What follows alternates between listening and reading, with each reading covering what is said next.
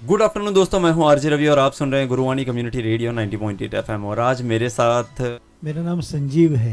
Cooperative bank से हूँ और मैं कल्याण में रहता हूँ और मेरी बैंक भी कल्याण की ही है। क्या बात है, मतलब हम कल्याणकर का कल्याण करने के लिए आप आज हमारे स्टूडियो आए हैं। और बैंकिंग सेक्टर की बात करें तो सबके दिमाग में अक्सर आता है कि कई सारी चीज़ें, जैसे कि बैंक में क्या सुविधाएं होती हैं, बैंक हम किस लिए यूज़ करते हैं और बैंक से हमें क्या मिलता है रिटर्न में। ऐसी बहुत सारी बातें सामने आती है, तो उन मुद्दों पर बात करेंगे आज हम। कल्याणकर का कल्याण करने के लिए आप आज हमारे स्टूडियो आए हैं, तो हाँ, आप ऐसा बोल सकते हैं हाँ क्योंकि बैंक में खाता होना हाँ, इटसेल्फ इज अ कल्याणकारी योजना, यू कैन क्या से। बात है। यस। यानी कि एक इंसान जब बचत के बारे में सोचता है तो एक ब्रांच दिमाग में आता है। और अब मैं आप सभी से निवेदन करूंगा कि आप भी इस ब्रांच में जाइए। और सर, आप बात करते हैं अगर हम लोग बैंकिंग सुविधाओं की, तो क्या क्या सुविधाएं आपकी ब्रांच प्रोवाइड करती है? बैंक में जैसे आप जाएंगे तो आपको बहुत सारी सुविधा मिलती है, जैसे कि आपको सेविंग अकाउंट होता है वहाँ पे। आपका अगर कोई बिजनेस है तो उसके लिए करंट अकाउंट होता है। आपको अगर फिक्स डिपॉजिट में रखना है पैसा, जैसे टर्म डिपॉजिट हम उसको कहते हैं, तो वो भी एक ठराविक काल के लिए है या फिर पीरियड के लिए आप अपना पैसा इन्वेस्ट कर सकते हो, जिसपे आपको बैंक इंटरेस्ट देती है, जो बैंक 1 साल से 6 साल तक, 7 साल तक या 10 हम साल रख तक सकते भी रह सकता है। हैं। जैसे आपका पैसा इन्वेस्ट करके उसके ऊपर एक पर्टिकुलर रिटर्न आपको अगर चाहिए तो वो बैंक आपको दे सकती है, जिसमें मंथली इंटरेस्ट मिलता है, ब्याज जैसे मैंने बताया, मंथली मिलता है, क्वार्टरली मिलता है, हाफ ईयरली मिलता है, तो ये सब सुविधा मिलती है। उसके बावजूद आपको बैंक आजकल को तो पता है कि कर्जा भी देती है, हम उसको लोन्स बोलते हैं, जिसकी जो भी नेसेसिटी हो, जो भी नीड हो, जैसे घर के लिए कर्जा, वाहन के लिए कर्जा, या फिर ऑफिस के लिए कर्जा, या फिर अपना जो किसी बिजनेस शादी है, के लिए, हाँ, बिजनेस के बिजनेस के लिए, अक्सर। उसके लिए, तो ये भी सुविधा बैंक में उपलब्ध होती है। इसके बावजूद और भी जैसे आजकल सभी बैंक में दिया जाता है, वो है म्यूचुअल फंड के अदर ऑप्शन, जिसको हम थर्ड पार्टी प्रोडक्ट बोलते हैं। जैसे इन्वेस्टमेंट हो, म्यूचुअल फंड हो, इंश्योरेंस हो, जनरल इंश्योरेंस हो, मेडिक्लेम हो, या फिर पर्सनल इंश्योरेंस हो, LIC और जहाँ तक सर हम देखते हैं, जब बैंक की सुविधाओं की बात आती है तो अक्सर लोग कभी कभी घबरा जाते हैं। आजकल ऐसा है, बैंक है, बाजार है, और कुछ लोग चाहते हैं कि पहले इन्वेस्ट करें बाद में ले, और कुछ चाहते हैं कि पहले ले ले बाद में इन्वेस्ट, है ना। तो आप बैंक में होने के नाते आप क्या ज्यादातर लोगों को सजेस्ट करते हैं कि पहले लोन लेके भरा जाए या फिर पहले भर के फिर बाद में उसे लिया जाए, जैसे ब्याज के साथ? मैंने पहले भी कहा है हाँ। कि अगर आपको लोन की जरूरत नहीं है तो आप लोन बिल्कुल नहीं लेना है, न लेना, हाँ, नहीं लेना, बचे इनसे। हाँ, क्योंकि जिसको सच में अगर जरूरत है तो वही बैंक में लोन लेने के लिए जाता है। जिसके पास ऑलरेडी सब इन्वेस्टेड है और पैसा है, तो वो कभी ब्याज दे के, मुझे आप जैसे बोलते हैं कि कर्जा लेके कोई ऐसे कोई फेस्टिवल हम बोलते हैं, वो कोई करता नहीं है। जब हाँ, मेरे पास जितने पैसे हैं उसमें मैं अगर मैं करता हूँ तो मुझे उसमें खुशी है, लेकिन अगर मुझे कर्जा लेना है तो मेरे ऊपर ऑब्लिगेशन आता है, तो उसके में मुझे ब्याज भी देना होता है, EMI भी देना होता है, और घर का खर्चा भी मुझे चलाना होता है। तो इसका हेडेक अगर नहीं उससे होना बचे। है तो उससे बचना चाहिए। और सर, एक सवाल आपसे पूछूंगा, हमने बातें बहुत सारी की लेकिन मैं आपसे पूछना भूल गया कि वैसे आप कितने सालों से बैंकिंग सेक्टर में हैं?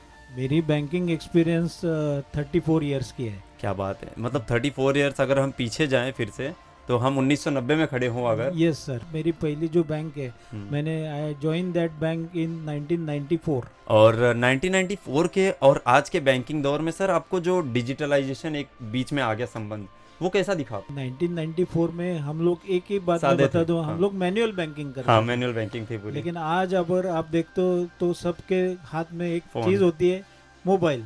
पूरा तो बैंक मोबाइल बैंकिंग में अब आजकल हो रहा है, ज्यादा बैंक में जाने की आपको जरूरत ही नहीं पड़ती है, सही आप बात है। मोबाइल से सब कुछ कर सकते हैं। सारी सुविधाएं मोबाइल में आ गई हैं और सब लोग मोबाइल बैंकिंग डाउनलोड करके अपनी सुविधाएं बहुत ज़्यादा स्प्रेड कर दिया है गवर्नमेंट ने। और मुझे लगता है कि आगे जाके जैसे आर्टिफिशियल इंटेलिजेंस का AI का आजकल आ दौर गया, चालू हाँ। है, तो वो भी आ सकता है। मोबाइल भी आउटडेटेड हो सकता है और AI भी बैंकिंग में आ सकता है। सही है। और सर, बढ़ती सुविधाओं के साथ साथ हमें एक चीज़ और देखने को मिला कि बैंक में आजकल तो पासबुक प्रिंटिंग मशीन तक आ चुके हैं।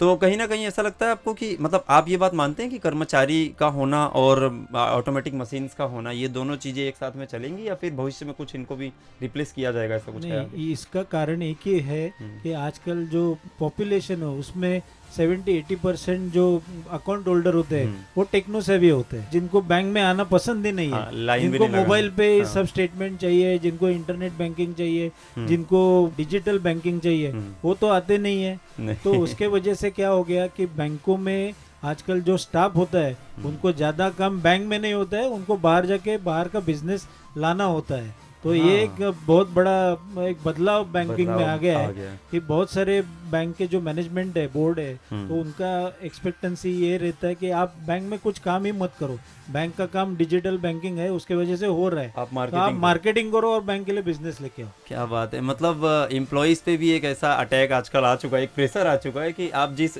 रिस्पॉन्सिबिलिटी पे हैं उसको थोड़ा और स्प्रेड करके मार्केटिंग में क्योंकि घुस जाओ। आजकल कंपटीशन का जमाना है। हाँ सर, बहुत ज़्यादा। हमको अगर सरवाइव करना है, हमारे ऑर्गेनाइजेशन को आगे जाना है, तो हमको उसको बिजनेस लाना ही पड़ेगा उसके लिए। Yes sir. तो इसके वजह से हर एक आप अगर देखेंगे हर एक बैंक में या ब्रांच में बहुत सारे ऐसे स्टाफ है जो मार्केटिंग का भी काम करते हैं और बैंकिंग भी करते हैं, करते हैं यानी दोनों काम उनको करने पड़ते हैं। और सर अगर हम थोड़ा सा बात करें तो बैंकिंग प्रोडक्ट्स में सबसे ज़्यादा सेवी क्या है? मतलब गोल्ड लोन भी होता है, पर्सनल लोन भी होता है, होम लोन तो एक अलग टॉपिक हो गया, पर गोल्ड लोन और पर्सनल लोन में अगर हम देखें तो सबसे ज़्यादा मतलब सेवी और सबसे ज़्यादा यूजफुल क्या है आजकल जो आप लोग देखते हैं तो मार्केट? हर एक लोन की अपनी अपनी एक पेक्युलरिटीज होती है। हम्म, जिसको जैसे लोन चाहिए, किसी के पास गोल्ड होता है तो वो कहता है कि मुझे गोल्ड लोन में मैं संतुष्ट हूँ, जितना मेरे पास गोल्ड पड़ा है उससे मैं वैल्यूएशन निकाल के, हाँ, करके लोन निकाल ले सकता हूँ।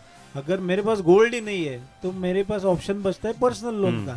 लेकिन दोनों में फर्क ऐसा है कि दोनों का जो इंटरेस्ट रेट है वो अलग अलग होता है। हाँ, इसीलिए सर मैंने पूछा कि अगर गोल्ड भी पड़ा है किसी कस्टमर के पास, वो बोरो करना चाहता है कि चलो गोल्ड दे के हम पैसे लेते हैं, तो क्या वो पर्सनल लोन से और गोल्ड लोन में डिफरेंस जो है बहुत मैंने ज़्यादा कहा होता है? क्योंकि पर्सनल लोन जो होता है वो अनसिक्योर्ड लोन होता है। अनसिक्योर्ड है। हाँ, तो इसमें सिक्योरिटी नहीं आती है। लेकिन गोल्ड में आप सिक्योरिटी देते हो तो नेचुरली जो गोल्ड लोन का रेट है वो पर्सनल लोन से कम ही बहुत होगा। कम होता है, मेरे ख्याल से तिहाई का फर्क आता है कहीं ना कहीं हम यस देखते हैं यस, तो। हर एक बैंक का अलग हाँ, अलग अलग अलग रेशियो है थोड़ा सा। और सर थोड़ा सा आप चलते हैं हमारे कल्याणकर की ओर, तो अगर कल्याणकर आपके ब्रांच विजिट करना चाहे, नया अकाउंट ओपनिंग करना हो, तो क्या सुविधाएं हैं, कैसे अप्रोच कर सकते हैं बैंक मैंने को? जैसे पहले भी कहा कि वहाँ पे टर्म डिपॉजिट की सुविधा है, सेविंग अकाउंट की सुविधा है, करंट अकाउंट होते हैं, वहाँ पे आपको एडवांसेस मिलते हैं। अगर और आगे जाना चाहते हैं तो लॉकर की सुविधा होती है। क्या बात है, बैंक और में है आपके। उसमें आप लॉकर में आपका जो भी कीमती सामान है कीमती सामान है आप रख सकते हो। एक नॉर्मल से चार्ज पे बस होता है वो। इसके बावजूद आपको